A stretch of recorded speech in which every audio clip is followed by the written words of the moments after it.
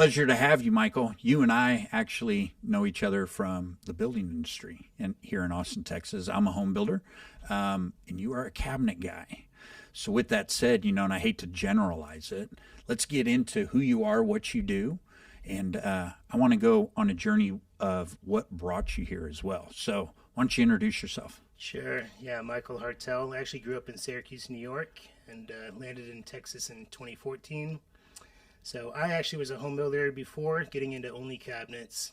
And as a home builder, I felt like most cabinet companies weren't doing it the right way, skipping steps, trying to cut costs. And, at the end of a project, that's when cabinets go in. And when they don't go in the right way, the whole thing comes to a screeching halt and everyone's upset. People lose money, patience, and it's not fun. So I taught myself kitchen design in 2016 after having bad experiences with the cheap companies, with the expensive companies, who I thought would do a better job, and they didn't. It was the same stuff, just more expensive.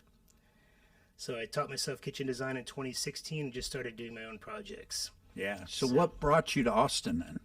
Yeah, I came to Austin in 2014 from Portland, Oregon, where I had a job as a PhD scientist at Intel. I want to get into that. I want to get into that because I know that that's going to lead a little bit towards a conversation that we have a little later as well. So what did you do with that? Up in Intel? Yeah. Yeah, I was a PhD scientist as a process engineer for nanotechnology. Wow. So basically manufacturing things on the nanoscale for the computer industry. So I had a team of engineers underneath me. The job seems really interesting and cool. Massive amounts of $10 million pieces of equipment lined up, just the craziest, computer science and technology stuff you've ever seen. Very cool at first, but when you get a computer and a desk and a boss and they just tell you what to do for 12 hours a day and they take all the creativity away from you, it sucks the soul out of you. And I didn't like feeling on Monday mornings like I was enjoying life at all. Yeah. And it would even ruin a Sunday where, I just knew Monday was right around the corner and I'd have to get up and do something I didn't like. So I came to Austin, Texas to work for Samsung, which is our competitor, which is Intel's competitor.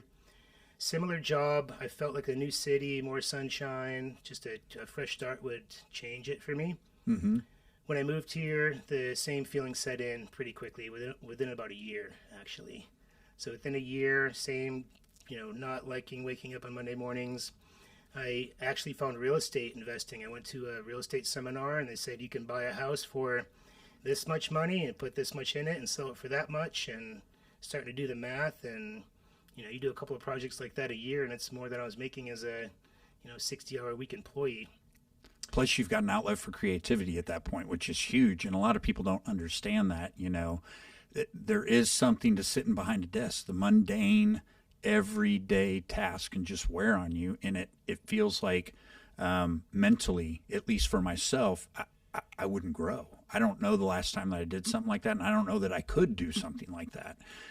So it makes sense that you came out of that world into something a little bit more creative and gave you the options to do different things.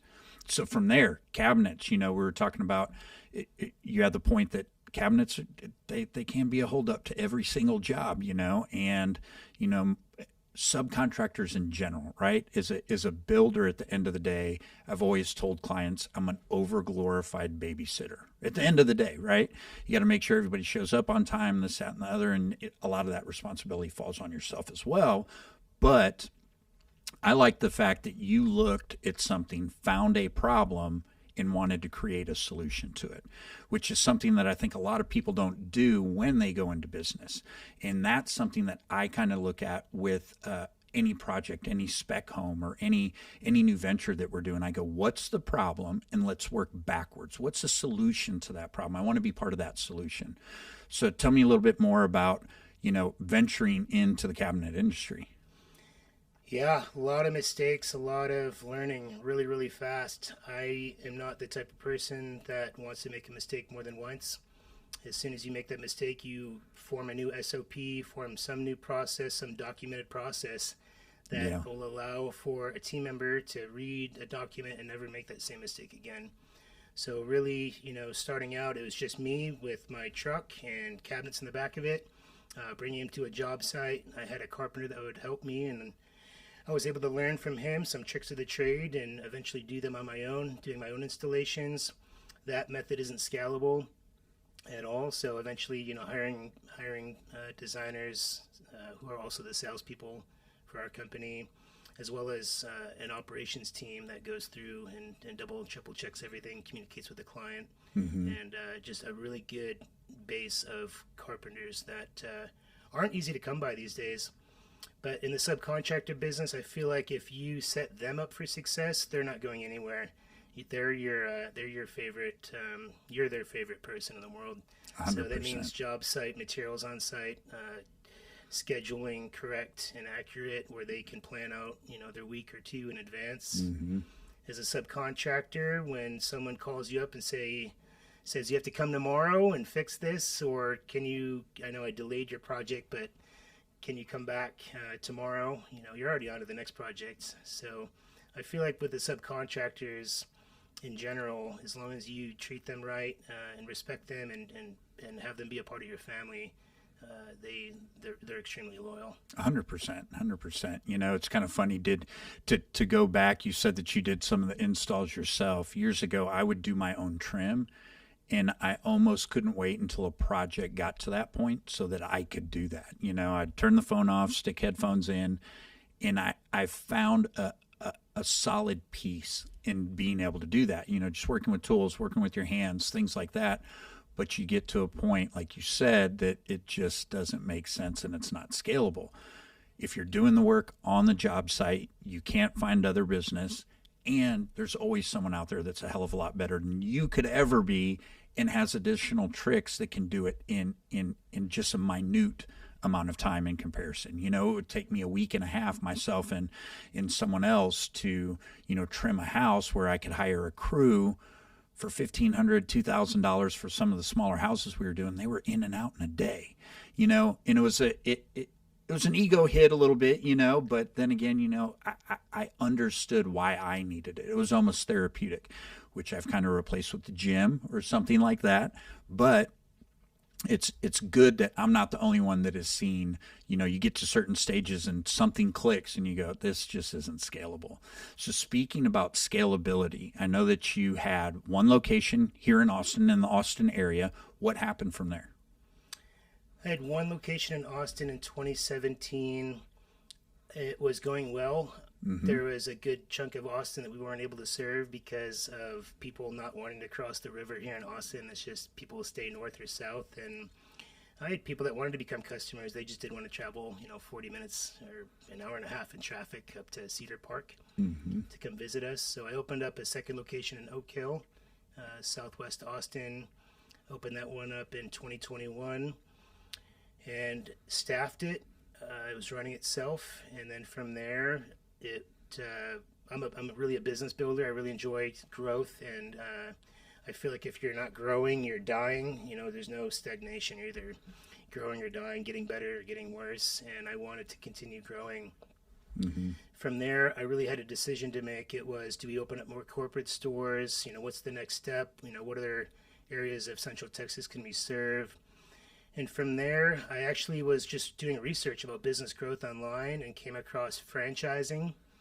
So franchise is a word that everyone knows, but until you dig into the details and like the inner workings, it was actually something new to me. The whole concept of franchising, the franchisor, which is the parent company, and the franchisee, which is an independent business owner. What does that relationship look like? How do they support each other? Things like that. So I read a lot about it. I hired a firm out of Chicago that was really expensive, but they're literally the best rated franchise development company in the country, and paid them to mentor me, to get me set up, and to launch a franchise. So that whole system, it takes about a year or so between the legal, operational stuff. It takes about a year to launch. And from there, this year we're opening up stores in Fort Myers, Florida, Huntsville, Alabama, Kansas City, and then we have some coming up in Boulder, Denver, and a couple other markets That's that are insane. growing. So That's it's going to be fun to see other people take the Cabinet IQ model that we've built and apply it and use those same processes, the same technology stack that we built, and see it work in their own markets. That's tremendous. And in being in a similar field, essentially same field, something you and I have talked about is even with me, there is not a construction software that I have been able to find that does everything. They all do just enough to piss you off, and that's what I have found. Right? You know, you've got Buildertrend, Co-Construct, this, that, and the other. Some do everything but a third of what you need, and nothing does everything. So when you're expanding and when you're trying to grow like that, software and efficiencies are huge. How did you overcome the lack, if you would, of software and features and steps and things like that to make something like this very successful for a possible franchisee? That was it was really painful for a long time to basically do exactly what you're talking about, stacking these technology systems on top of each other for different purposes. You know, the marketing system, the autoresponders, the text messaging platforms.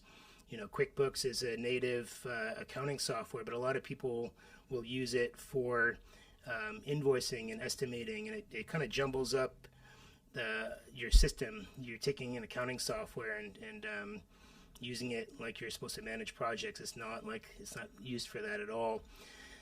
So there's a ton of other ones, you know, a 5-star review request system, project management, scheduling, Outlook, you know, you have calendars and emails, and it's all in different places. So at one point we had 7 different pieces of individual software that we paid monthly subscriptions for that had separate logins, and it was a little complicated. And I said this isn't acceptable and started going on the open market and just calling every company that has CRM in their name and just interviewing them. And fortunately, I have an awesome COO that takes the time to write out exactly what the requirements are.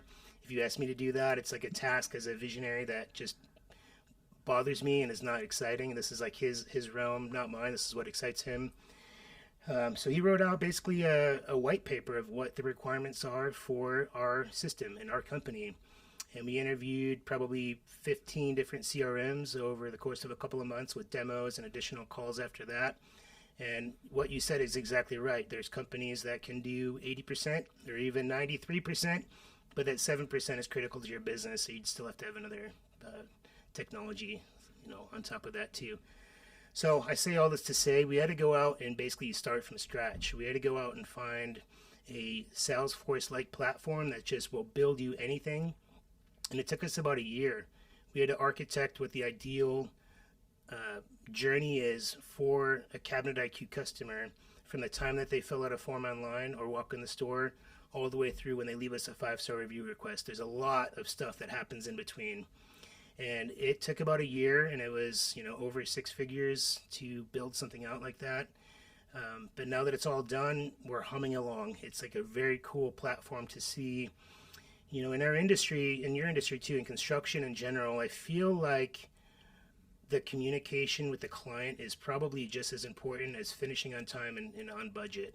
I think those are like the 3 pillars: great communication, on time, and on budget. If you can nail those, you can make a couple mistakes in between and still be really, really fine at the end of the day. So the communication is a tough one when you're running a business. I'll give you an example. When someone goes and they have a cabinet quote and they accept it and pay, you know, they used to call up the next day at 9 o'clock in the morning and speak to someone that wasn't their sales rep and say, hey, and they would say on the phone, I just paid for my cabinets. What's next? You know, and that happens over and over. And especially at scale, when you have a lot of people paying weekly and you have a lot of people calling up and talking to your staff that doesn't know about that particular project, it's not that they don't care or want to help. They just don't have the information. They don't know necessarily who their designer was or what the next step is.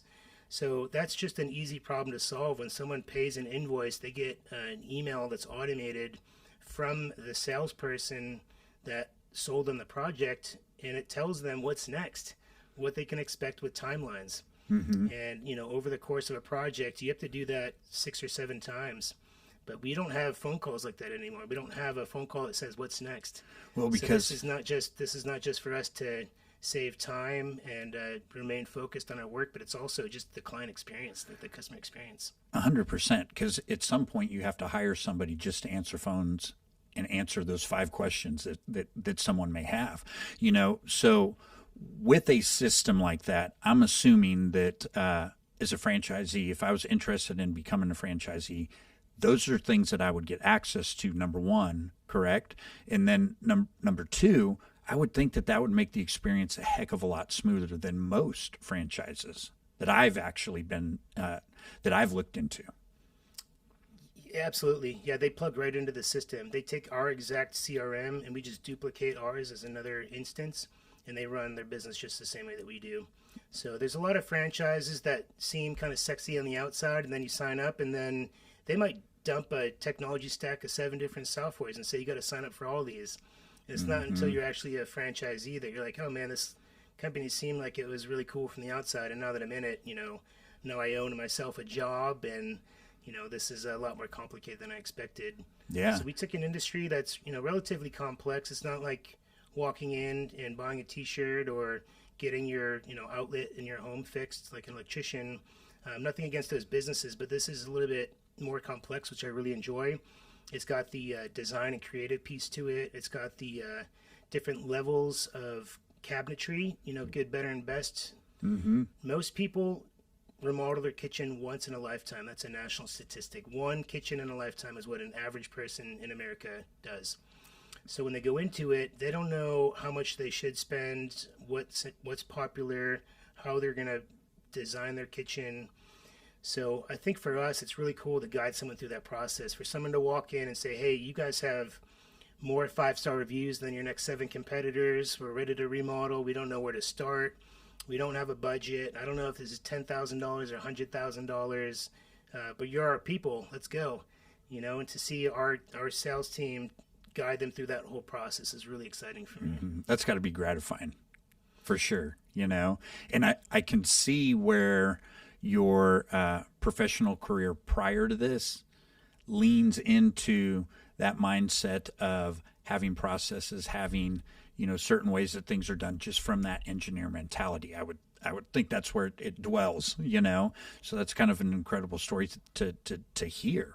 With that said, where do you see yourself? I'm going to give you the obligatory. Where do you see yourself in 5 years? Where do you see Cabinet IQ? Yeah, Cabinet IQ in 5 years is going to be the largest household name for residential high-end cabinetry. So we'll have probably 250 franchisees in about 400 locations open across the country. It's not something that goes in the middle of nowhere as far as a store. We have a certain psychographic and demographic of a customer. So it doesn't mean you can just be in the middle of, in the middle of the desert somewhere. So there's about 300 Class A areas of the country that we want to be in, certain markets, the Denvers, the, Austin, Texas, LA. They can support about 250 franchisees and, between 400 and 500 territories.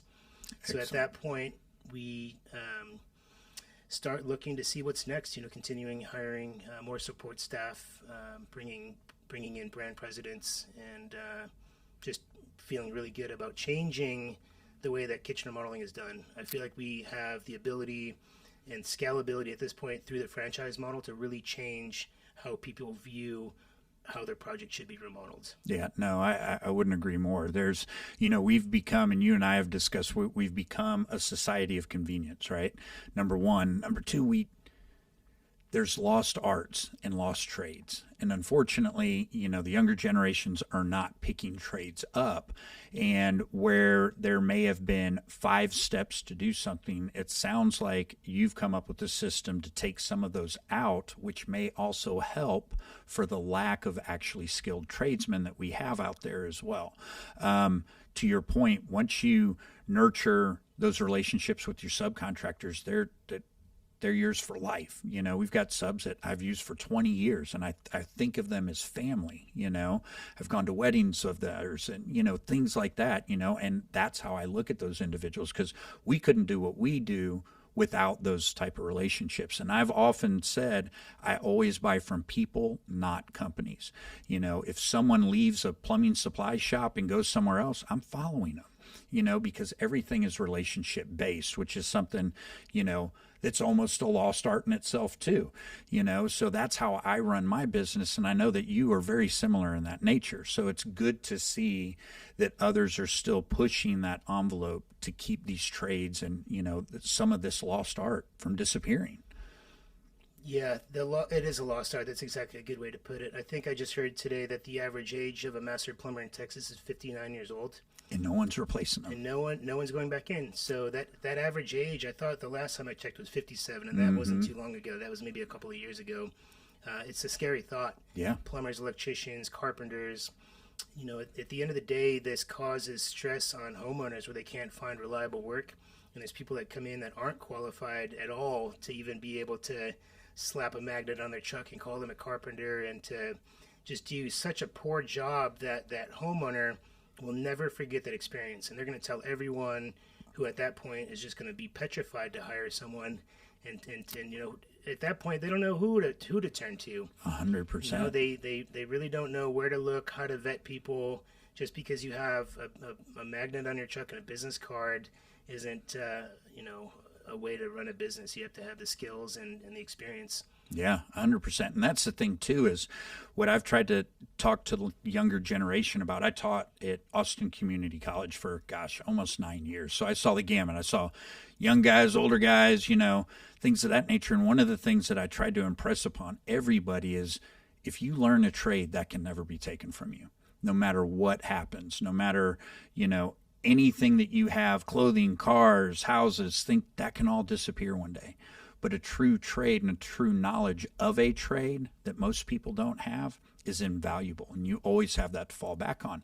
Not to mention the living that you can make being in construction, especially if certain licensed areas, HVAC, plumbing, electrical. I heard the other day that, a large plumbing shop was starting people out at $65,000 to $70,000 to be a plumber. And that's an apprentice because they can't find anybody. So these jobs are extremely lucrative. And the less there is, it's a supply and demand thing.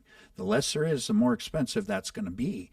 And it goes back to the blue collar network. There's a lot more very wealthy blue collar guys out there than you would ever guess. Oh, yeah. And again, it's because they have a knowledge that others don't. And it's just like other industries.